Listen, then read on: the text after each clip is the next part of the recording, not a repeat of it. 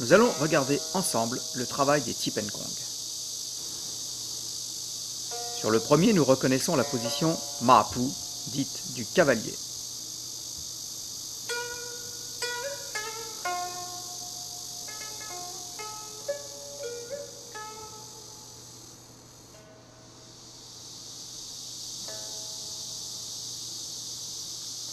Sur le deuxième, nous reconnaissons Kung Fu, position arc et flèche. La saisie se fait très haute au niveau du visage avec une rotation du buste et un crochet de la jambe avant.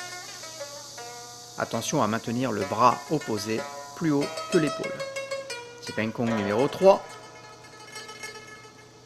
Nous reconnaissons la position Pubu.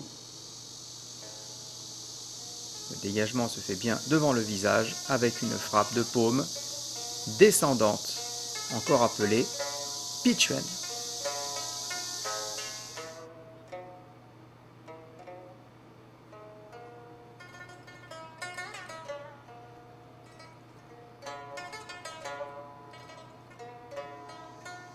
Tip and Kong numéro 4. On reconnaît la position de base Shupu que l'on effectue cette fois-ci à 45 degrés de chaque côté, alternativement. On remarquera l'orientation du buste qui suit le travail de la position de base. Le regard anticipe l'action.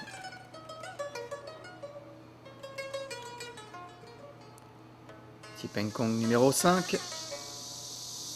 Nous reconnaissons cette fois-ci la position Siepu du pas croisé.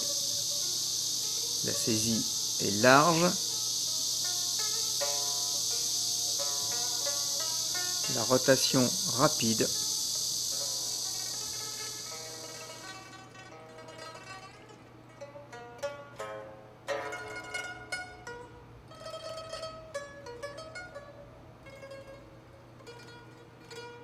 La frappe ne s'effectue qu'après saisie et maintien de l'adversaire au sol.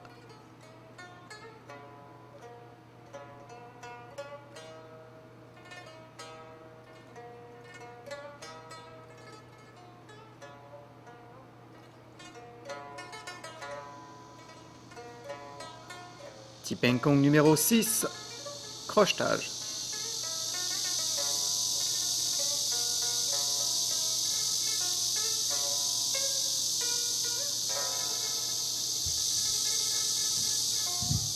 Attention à bien dégager avant de faire le crochetage. La main arrière est en crochet. Elle matérialise une saisie de la jambe. Tip and Kong numéro 7. Le travail de tension du bras se fait à partir de l'épaule.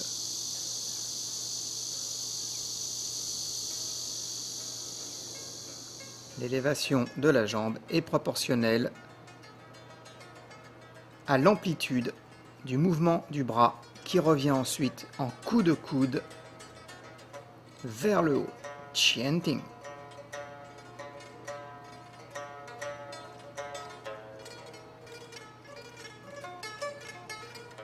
Tip and Kong numéro 8.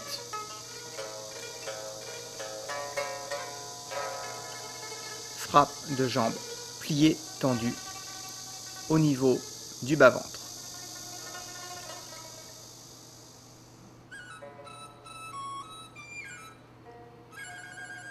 Nous observons l'abaissement du corps qui permet d'éviter une technique au niveau du visage.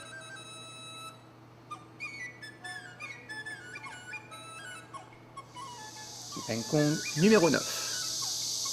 Saisie large, généreuse, suivie d'un verrouillage au sol sur la position Siepu.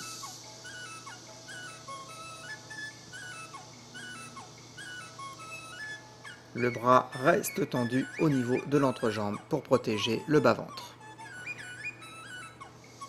Tip and Kong numéro 10. Nous retrouvons la position Koipu effectuée cette fois-ci à 90 degrés avec un dégagement à l'arrière.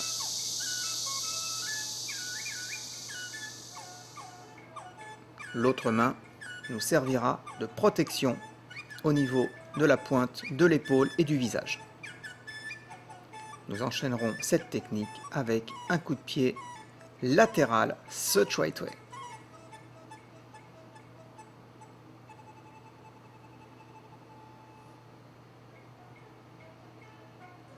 Tipen Kong numéro 11.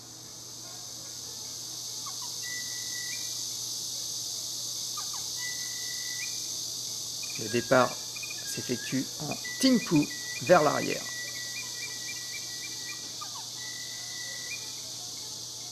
Nous enchaînerons avec Pubu, position du pas rasant.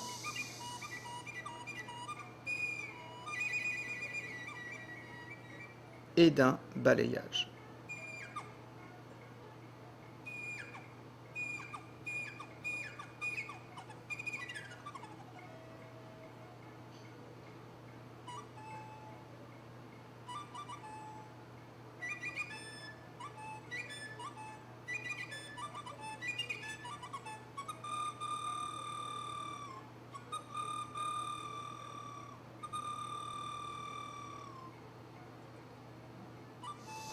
Le Tipen Kong numéro 12.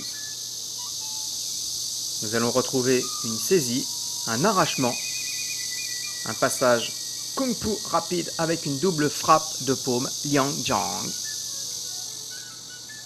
Le tout se finissant par un balayage arrière Ho Sao Tui, un dégagement au niveau du visage et une frappe de paume Tui Jiang.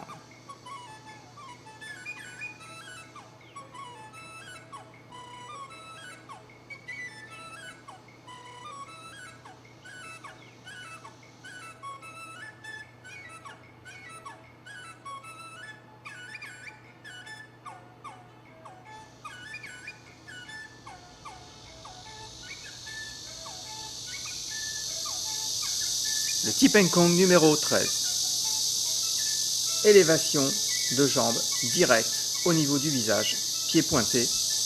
Travail étant essentiellement basé sur la rapidité des membres supérieurs à revenir à leur place, ce qui nous permettra de travailler la garde et le retrait des techniques.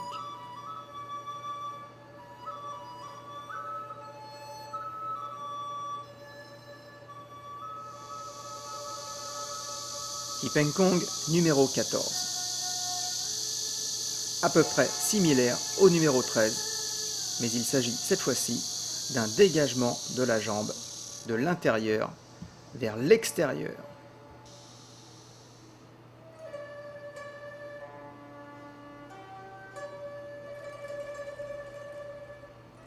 Tipen Kong numéro 15. L'élévation de la jambe permet d'enrober une technique, de passer soit par-dessus la jambe de l'adversaire, soit à un niveau plus haut, de passer au-dessus de son épaule, voire de la tête. Nous verrouillons ensuite cette technique qui peut être une saisie, un abaissement de l'adversaire au sol avec une clé de l'épaule.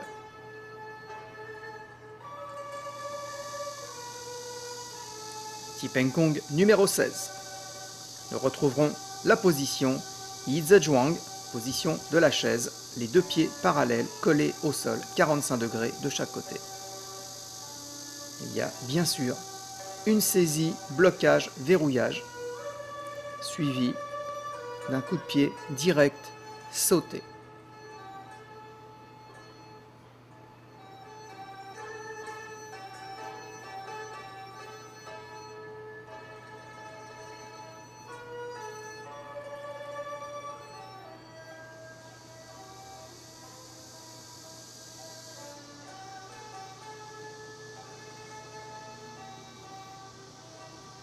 Tipen Kong numéro 17. Double frappe piquée, suivi d'une rotation et d'un coup de pied arrière retourné.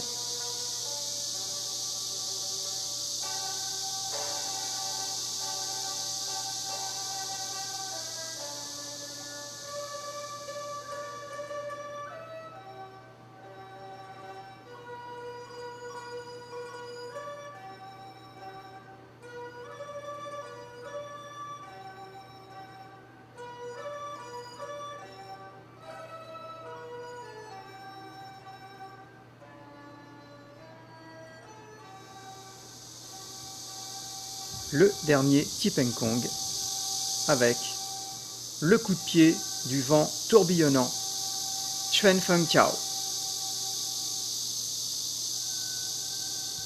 On finira ce coup de pied avec un Kung Fu suivi d'une frappe piquée vers le sol.